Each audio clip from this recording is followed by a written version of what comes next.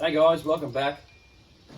Today we're going to be talking about the 5B project that I mentioned in a previous video. So what I said in that last video, we are going to use the old chassis from my young fella's 5T. Excuse me. Now, as you can see, I've pretty much moved ahead a little bit and cleaned everything down and started getting some bits together for this build. So things, basically it's complete to the point where the chassis is pretty much the same as what it was before when it was in the 5T. Only thing is now it was going to change its look into the buggy version. So I've got a few things together. Things like, we're running the radio box with the same gear that was already installed in there. Transmitter. Now this was one that I used to run on the old 5SC. So we'll be using that along the lines of, we've got the tank ready to go with a new filter in the bottom. Oh yeah, the cage. Now this is the 5B cage. As you can notice, the rear, like the wing mounts on the back here, which are different to the 5T and the 5SC. Only fact being is because I've got these two brackets here, and the wing sits flat on there. So, and the wing that I already have as well. So, as you all know, right? So, I've got those wheels and tyres. Now, I'm going to run with those first of all, see how they go. Wheel and tyres I already had laying around. And other things like, got the light buckets that go on the side of the cage. Another important little piece too is this little thing here. That is what goes into the front part of the chassis there, because your body sits over there. The 5B buggy body sits over there. That's where you put your pin through. That's what holds the front nose bit and the body part itself together as one piece. Now, the other thing is the old 23cc I've had laying around. Now, I'll give it a bit of a tune. Got it running, and you'll see that very shortly. So it's pretty much good to go. I've got a couple of things coming, things like exhaust gaskets and what have you. Maybe a new plug. This one's okay still, so we'll see how that rolls. So the 23 was going to go in it. Now I've got a stop switch for it. In my last video you would have seen I had to pinch the fuel line to start to kill it. So now we've got a stop switch. I have a new clutch for this engine, so 8,000 RPM spring, and it does come with a spare, so that's always an added bonus, plus the hardware to mount it up. Air filter, that's the whole set there, but it has been laying around, so I'm going to give it a clean up, re-oil it, and then it can be installed. Like a bit of hardware. I've got one little thing. I'm undecided. Now I have this style pipe with the twin outlet. Now I'm not sure if I want to run that, or I had this other pipe here, Dominator rear mount. Now I was going to use this on my young bloke's 5T build, but I'm kind of thinking I may go another route with that project, maybe go with a side pipe or something like that. So I don't know, maybe I'll use this for this project. Might give it a bit more, being a 23, it might give it a bit more punch, hopefully. So I'm undecided there whether I go this pipe or this pipe. When we get to it, we'll see what happens. Now, the other thing, oh yeah, and all the other ancillary bits that hang off, things like your gear cover goes over there, things like that. Now this buggy, I'll take that back off, it's got the alloy clutch carrier, it's got new bearings in it, so good for, you know, we all know what the plastic ones are like. Eventually they melt, right? They get hot, the bearings get hot and they melt the plastic. So it's always a must, guys, if you on your Bajas, change your plastic ones over to alloy. Save your headaches in the long run. Now, as I was saying, it's running the stock gearing, so 17 tooth pinion, and I think it's 57 tooth spur gear. So stock gearing. See how it goes with this, and then, you know, it's to the point where we could probably start assembling this thing. So what I'll do is, I got a bit of video footage of this 23, fired it up and give it a run. So check it out, and then we can maybe move on to assembly. Righto guys, this is the 23cc that I'm going to put into the 5B project. It's been sitting in the shed for quite some time and I'm going to fire it up. I just put on another carby on and a different plug, so excuse my barbaric setup here. It's just so I can bench test it to make sure it's all good before I throw it in the buggy. So I'll give it I had it fired before, and since then I've changed the tune a little bit, so we'll see what happens.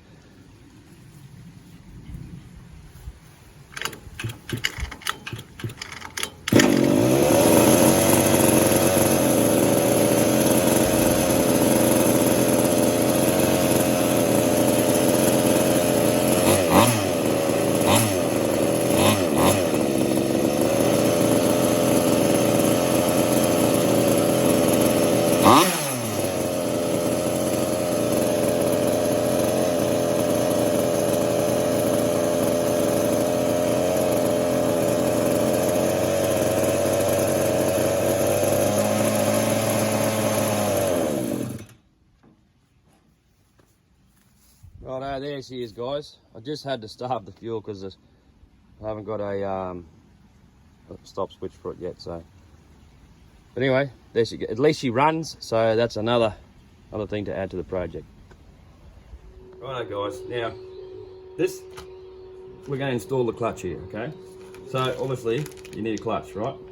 Now I've used these guys before.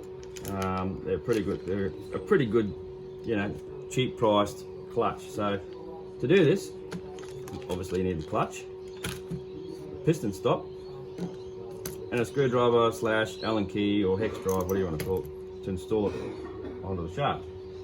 Now, while we're doing this too, we might as well we'll go and install the stop switch. Alright, so we've got that on here. Let's open the bag. Now let me just tear the bag open. Okay. Right, now, new clutch and our hardware in this tiny little bag. Okay, get that out of the way. So what we've got here is you've got your two bolts that bolted on through the two holes. There's two little wave washers which go under the heads, and these two go on the back which go up against here. Okay. Now, one thing that I like to do also is put a bit of lube on this shoulder.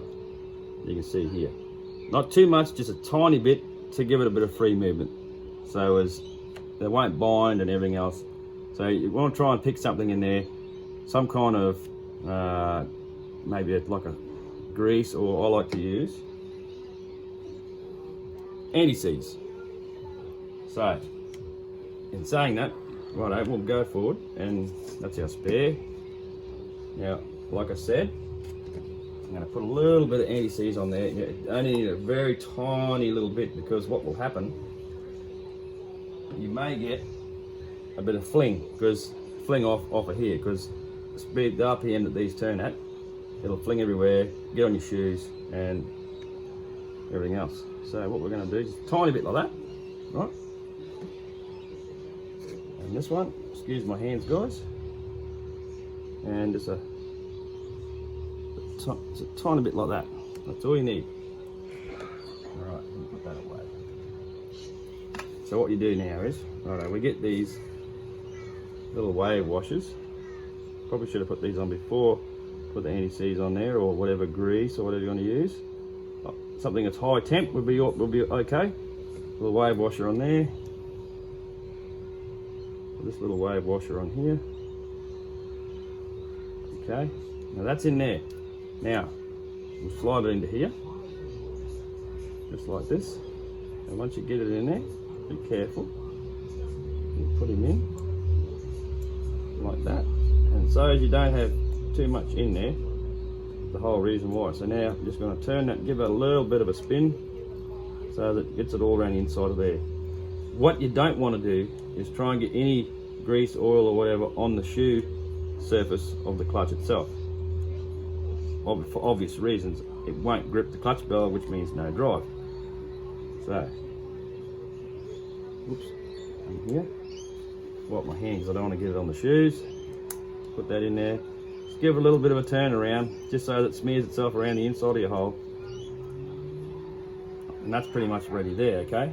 Now, in this instance, we will need a socket of some description. It's the older type ones or newer type. Some, they're all different. Some have the hex drive in here. This one's a socket, so we won't do it up. I'll just put it on, show you how to put it on and everything else, and I'll do it up off camera. So, another thing to remember, on here, you can see these arrows.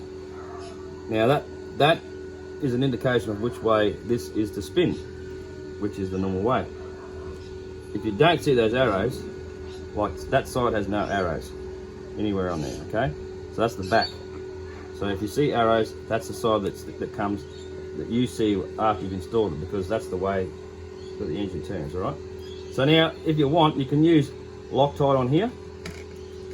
And then you put your washers on there, and then get the engine. You just put it here, and we can turn them up this way. If I can keep my hands out of the view of the camera, guys, I'm just going to put that down to there, making sure that your washers are in the right position, and you screw them down. Okay, just remember, and also remember not to get any grease or oil or whatever on the shoe pad material. Try your best not to get anything on that. Screw that in there. I'll try and locate this one again. Get him up. Try not to touch any of that where you don't want to get any crap on there. Try not to touch the surface where you put the grease and all that. Screw him down. You might have to jiggle it a bit just to make sure that the washer on the back doesn't bind and not allow you to do it all the way up. You just wiggle it around as you go, making sure you get them down. Like I said, you can put Loctite on these if you want, but I would recommend only using the blue Loctite, because eventually you will bloody burn your clutch out eventually when you need to go and replace it. If you end up putting the red Loctite on, you're going to have a really hard time getting these bolts out. Okay, all right. So now that that's on there and you've done these up with your by hand, making sure that your bolts go right through and it's not bloody holes aren't misaligned and your washers are all in the right spot. Now what you need to do, now you remove your plug and install your piston stopper.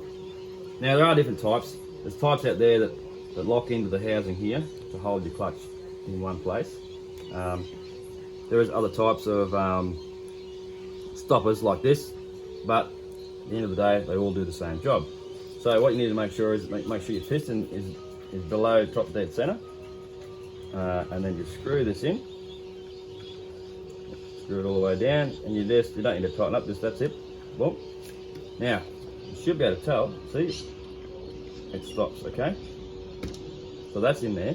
Now what we do, you do up 2 bolts. Now, what you've got here is a bit of an overkill, but do these up. You just do them even. Snug them up. Now there is an actual torque setting for this, and I'm not 100% sure. So what I'll do, I will recheck this off camera to make sure I got it at the right tension. You should be able to find it in your Baja workshop manual. It should tell you in there. Okay, so now that's done up. out the way. Now that's all in there, ready to go. So you can now remove your piston stopper. Go and reinstall your plug, and you have a spare spring. Okay, so that job, now do him up, put your lead back on. That's good to go. Now we're on this side, so what you need to do, we're going to put a new switch in here. Obviously the old one's been removed because it was broken, so we're going to put a new one in. So now that being, when you look at this type, you can't remove them. So this obviously has a different type, so we're going to pull this front fan cover off, pull them old ones out, and then fit this one. So first of all, undo your screws from around the fan cover.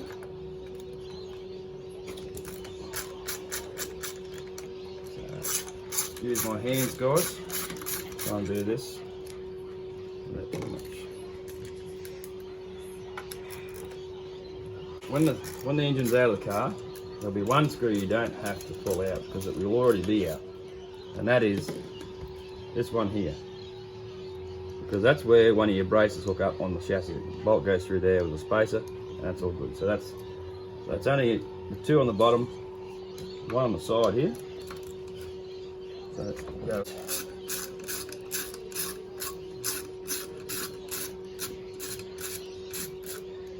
Take them off, change my bit over, and I'll put Phillips head screwdriver bit on to remove these two from the top here. So we'll do that.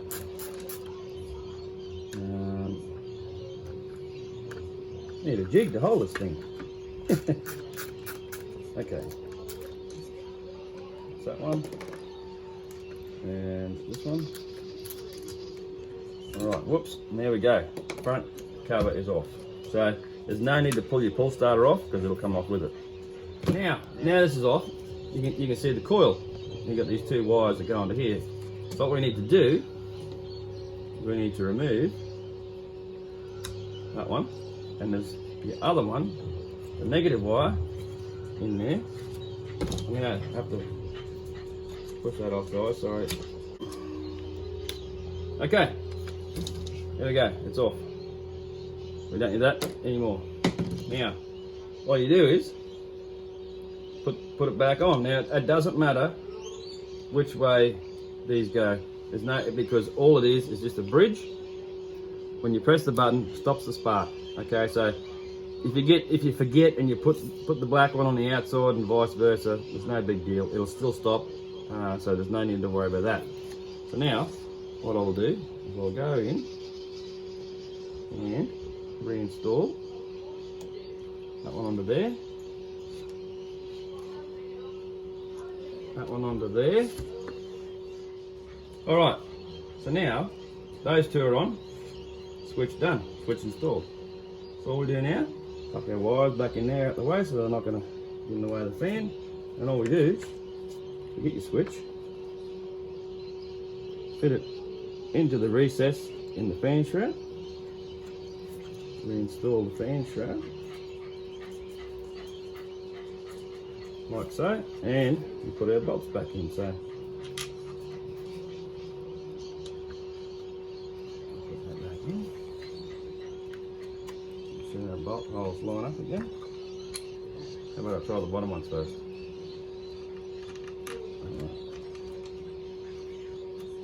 Sorry about getting my hands in the way, guys, just trying to hold it in place while I get these things lined up. Right. So the bottom two, just like that. One at the side, at the back. Then we'll remove that screwdriver bit and put the hex bit back in, and we'll do them up.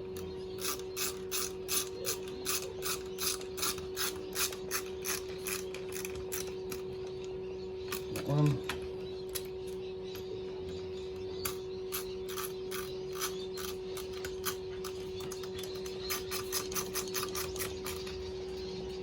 that one, and this last one here.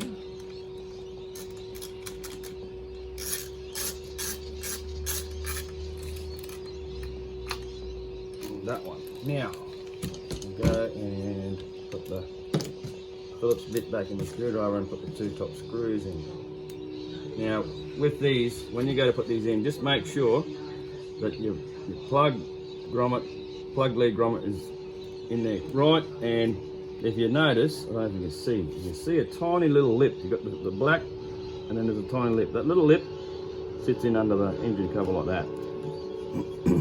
So, put these 2 screws in, that one, and the other one which is already on my screwdriver. Okay.